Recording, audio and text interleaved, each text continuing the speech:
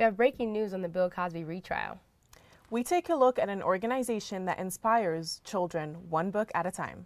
And it's Take Your Child to Work Day. Your daily news show is here. Studio G starts right now.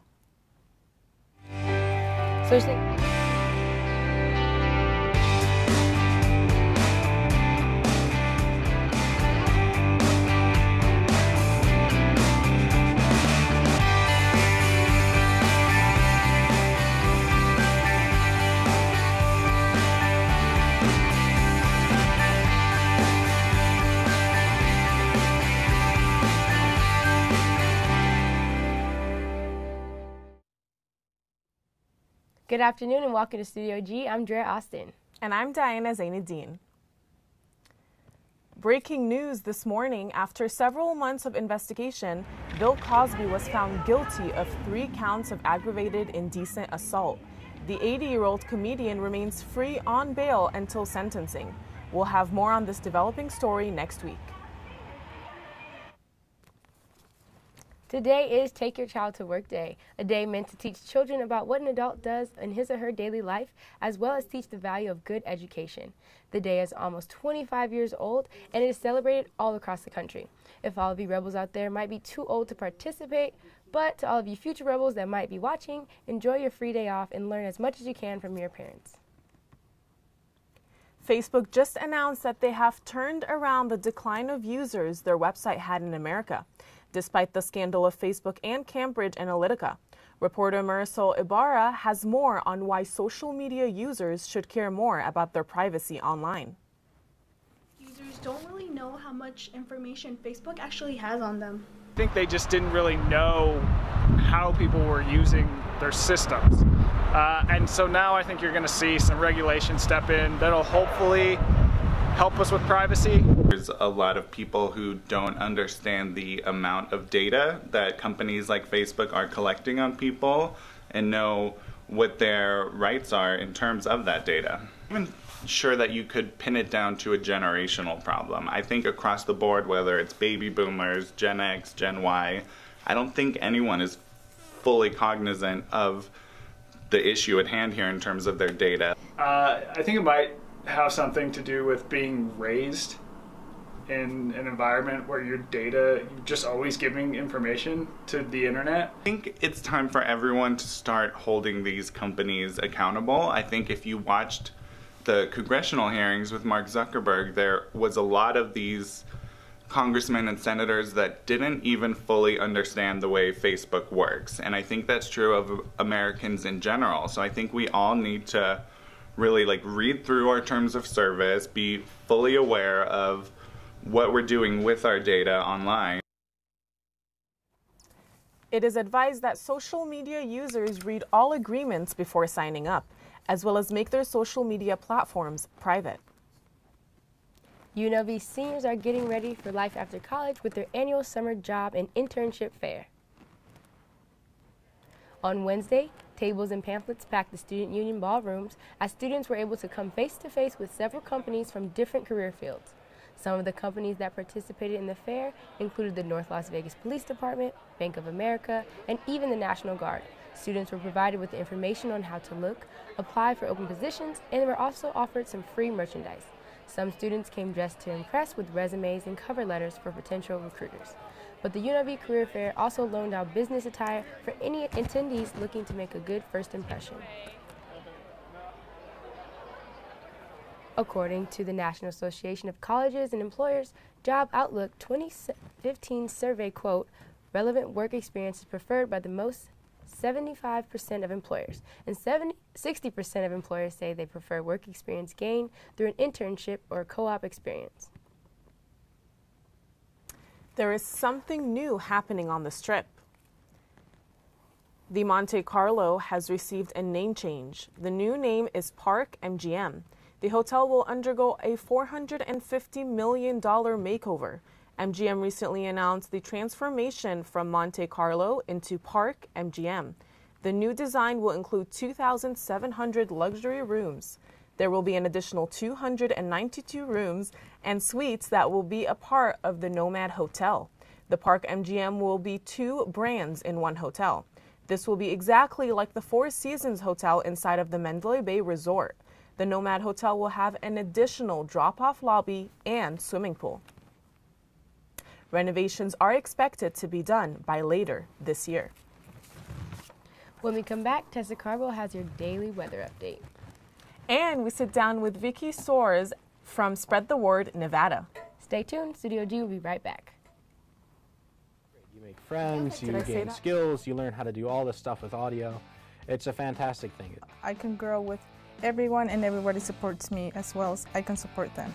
I think it's great. I think it's a blessing to have this kind of equipment from the Green Spun family as well as the state of Nevada. And it's really informative to see, how a radio show really works. Now that I do it, I have friends, I have people that want to hang out, and I get to play music a lot. It's very good too because we have all the top of the line equipment to work with and students here that can help you out, so it's a very, very good way to get involved in the radio.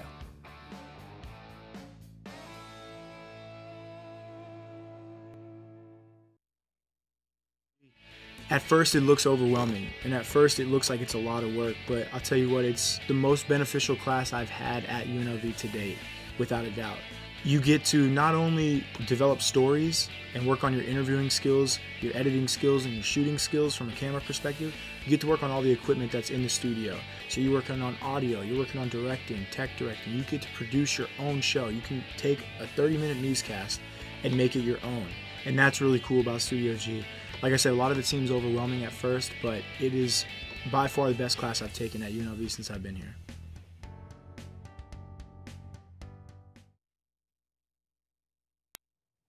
Welcome to your daily weather forecast.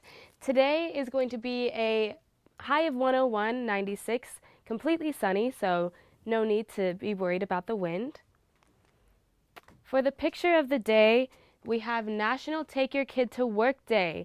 A great way for parents to take their kids to work, hopefully have them inspired. It's the 4th Thursday in April, which marks the day. For the remaining 2-day forecast, on Friday we're going to have mostly sunny, some clouds, high of 94, low of 62. Saturday is going to be completely sunny with a high of 87. Right now in the valley, it is around the high 80s in Las Vegas, Nellis, and Henderson, with just some warm temperatures all around the board. This morning is 82 degrees, completely sunny, no wind. Wind at 4 miles an hour, humidity 10%. Tonight is going to be 76, completely clear, no clouds, wind 7 miles an hour. The national weather forecast, we're going to see some rain in the east part and completely sunny up near Seattle, Portland, with some clouds and sun in California. That's your daily weather. Now back to Drea and Diana at the anchor desk. Thanks, Tessa. We've all heard of the famous dance crew, the Jabberwockies, and if you haven't, you're missing out. Heard of the famous dance group called the Jabberwockies. But did you ever wonder who was behind the mask? I sat down with Justin Emmanuel David, professional dancer and Jabberwocky, to get an exclusive look on what it's like behind the mask.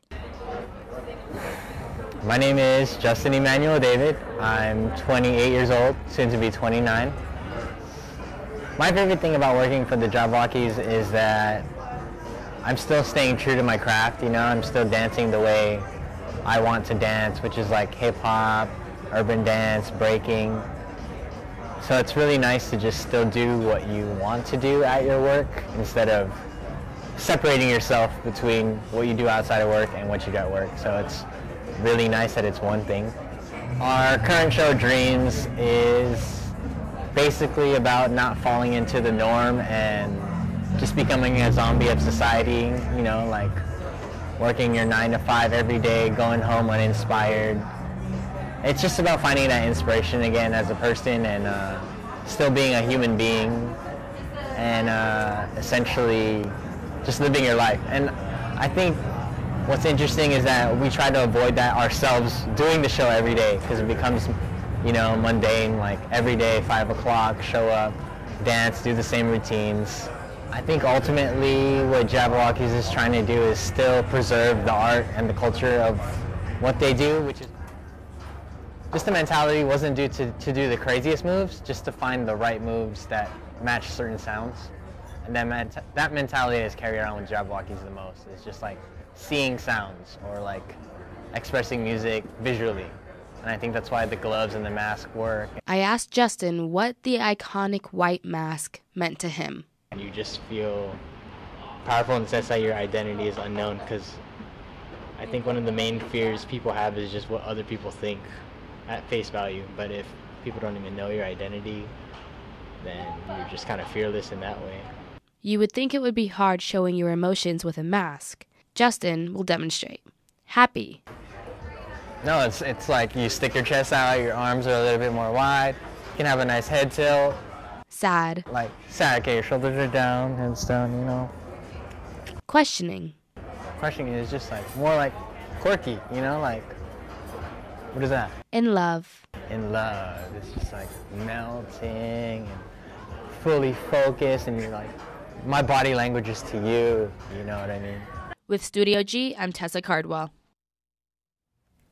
I'd honestly love to go watch their show, and so can you. They perform at the MGM Grand Casino every Thursday through Monday.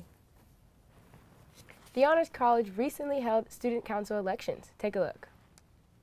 Honors College hosted their annual student council elections last Tuesday. The positions that we were electing for today were president, vice president, secretaries, which we had 2 positions open for that, treasurer, and historians, which we had 5 positions for.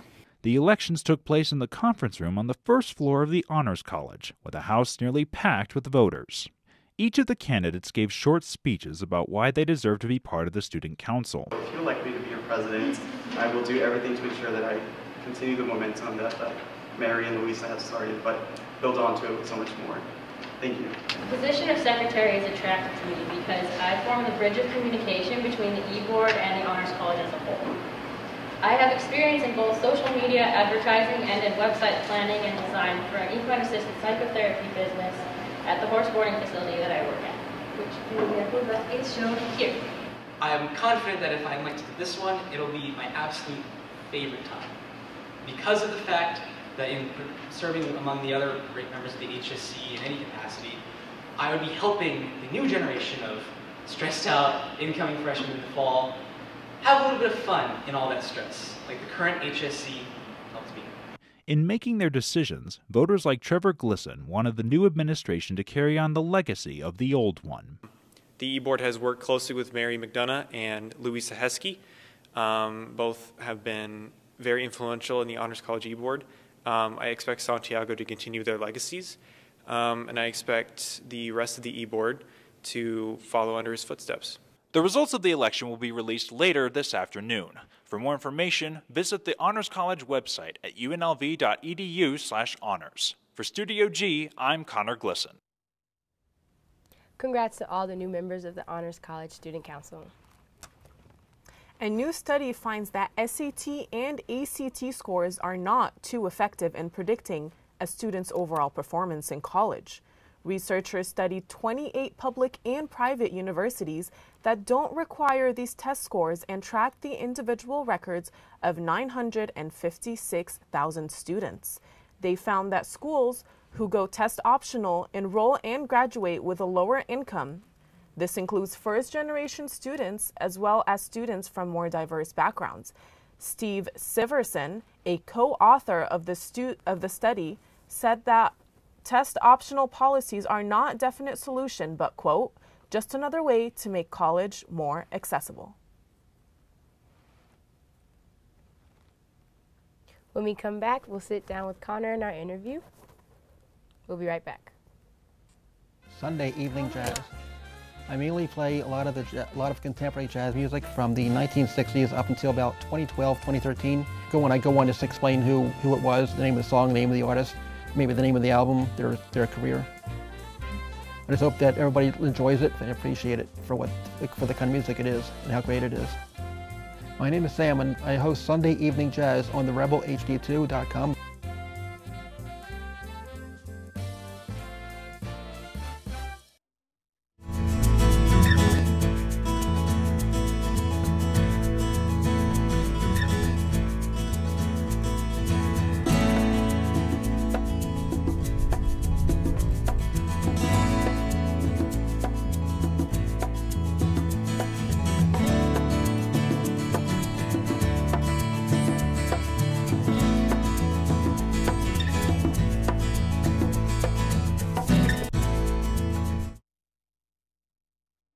internship, you have to do an internship. It's one of the requirements for a journalism major. You have to do an internship before you can graduate. Definitely having an internship as a requirement really helps push yourself out there and to just remind you that your graduation is coming up soon. You're going to have to need some work experience in your career. So it's really good to put yourself out there early on, and they tend to help students a lot more. So when you do a student internship, it really helps out a lot.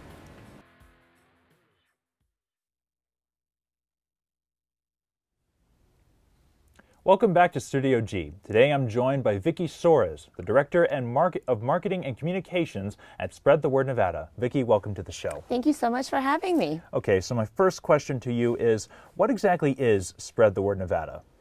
We are the largest children's literacy nonprofit in the state. We were founded in 2001, and our co-founders started the nonprofit it was all started with a couple books and the trunk of a car, and taking a few books from garage sales, from anywhere they could find them, to take them to kids that can't afford books. And today, 17 years later, we are in a massive warehouse, and we give out 52,000 books every single month across 53 of our adopted elementary schools. That's quite impressive. So I'd like you to talk a little bit more about your origin story. You're saying that your organization started in a few cars with just a few books, just donating out to kids. Was there like a system to donating to these kids, or was it just to whom they felt the most was in need? So our co-founders are both educators, former educators, and Lori Hartig is a former librarian. And while she was at her elementary school 17 years ago, she saw that there's a big need. There's kids that can't afford books to take home and keep at home.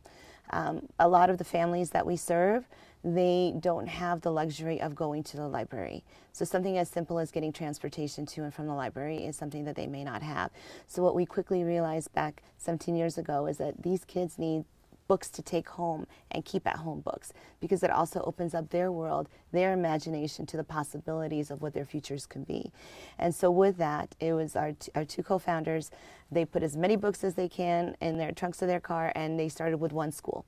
And from there we grew to 2, and now we're at 53. All right. So can you how long have you been with Spread the Word Nevada? I just celebrated my 5th year with a nonprofit. All right, so you've been around the block with this organization. Do you remember any interesting volunteer stories? Like, did you have any specific days, like specific holidays that you celebrated with Spread the Word Nevada? Well, so one of my favorite stories is when I was actually a mentor. So as part of working for the nonprofit, we also get to participate in the programs that we serve. And one of our 4 pillar programs is Books and Buddies, where struggling readers are paired up with a mentor. And I had the most precious little girl who looked forward to once a week sitting down and we were reading together. And it was consistency for her. There was consistency in her school day that once a week someone was there to see her. And I do think with her reading scores improved, her social abilities just blossomed, and it's really just spending that time with that child. It's getting that one-on-one attention with them. So for me, that was probably the story that resonates the most for me, that gives me goosebumps whenever I think of my nonprofit. All right, thank you. And another question I have for you is, I want to talk about Spread the Word Nevada's future. Where do you see the organization 5 to 10 years from now?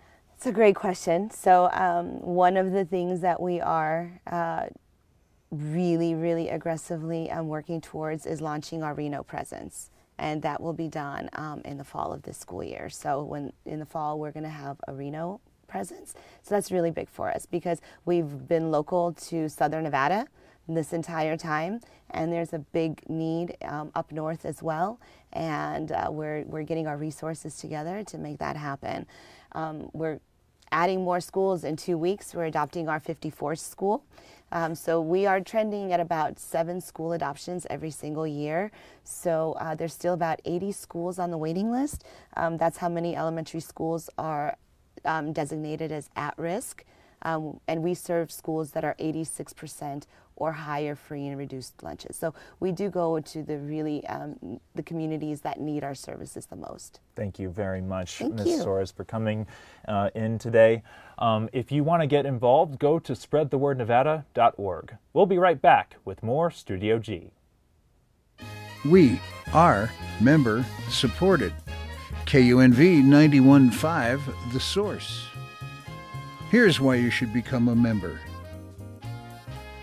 Become a part of the public radio family while keeping jazz alive in Southern Nevada.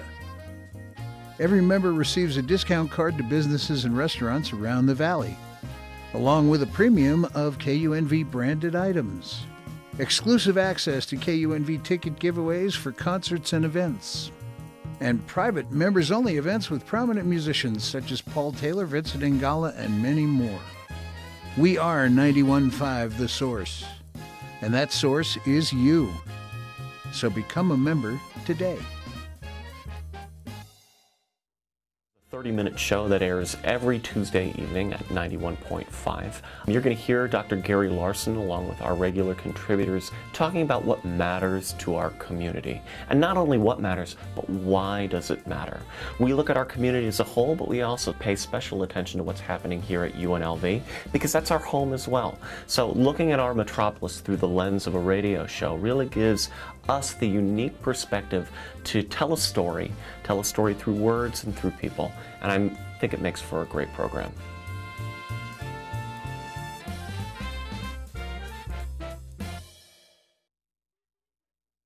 I didn't know what I was getting into. I thought it was just going to be fun, just me in a room playing music, and it's blossomed into something beyond what I imagined. Like, people just love it. There's like, a lot of people are eager and excited to be a part of UNLV radio. A lot of people didn't even know UNLV had a radio station, so I'm glad to be bringing that awareness to the Vegas community. It feels great. You know, it's a great accomplishment because it starts as something that nobody knows about, and you get to build it from the ground up. So it builds your work ethic. It also gives you a sense of accomplishment when it's like, man, we made it.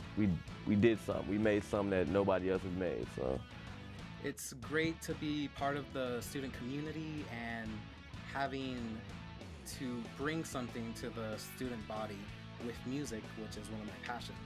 I feel like it's giving me a voice, and not just for me, but for people who just have something they are passionate about. And I just want to, keep that conversation going and let other people see what we're talking about here.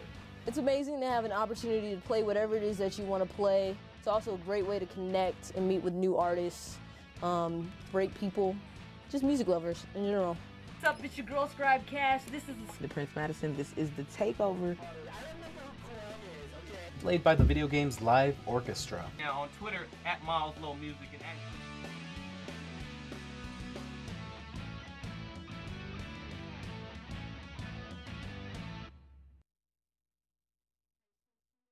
Valley have a place to go when they're homeless, less fortunate, or in need of food for themselves or their family. All free of charge. Take a look. It was already challenging with the curriculum and planning for your future. Now try adding not having a core essential needed for everyday life. Clothes. Well, Project 150 was put in place just for that reason. So part of my role at Project 150 is actually working with the schools. We work with 59 high schools in the Valley. Project 150 actually started with 150 kids originally at one high school, Rancho High School, that needed holiday help. So our co-founders got together, got their alumni friends from the Valley, did a huge corporate giving project, and those 150 kids has now turned into a couple thousand we serve at the 59 high schools. Project 150 currently serves more than 6,000 high school students in need. There are 3,300 registered homeless high schoolers in Nevada. The organization not only distributes clothes to high schoolers, but they also have an entire storage full of hygiene, products, and food ready to be picked up at their boutique or delivered by their trucks. So we actually send weekly food to all the schools that we serve. Every school will order their weekly supplies. So we do things like cup soup, granola bars, chicken and crackers, tuna and crackers, and oatmeal. Things that the kids can eat on the go. It's a very accessible meal. It's very fulfilling. Might not be the most healthiest option for them, but it's something very quick that our population can make on the go. So it really serves for them if they need breakfast, if they need lunch, staying after school. It helps them through all these activities.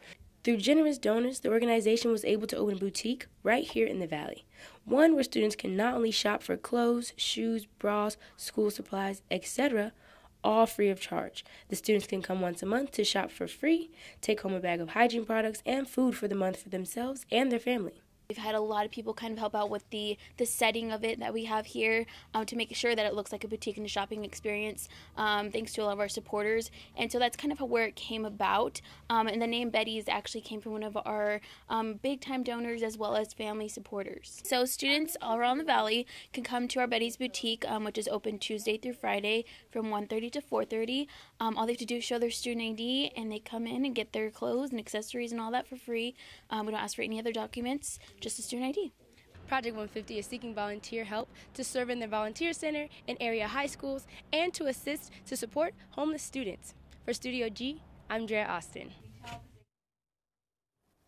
Be sure to go out and help your local high school students. Visit www.project150.org for more information about donation sites and volunteering opportunities.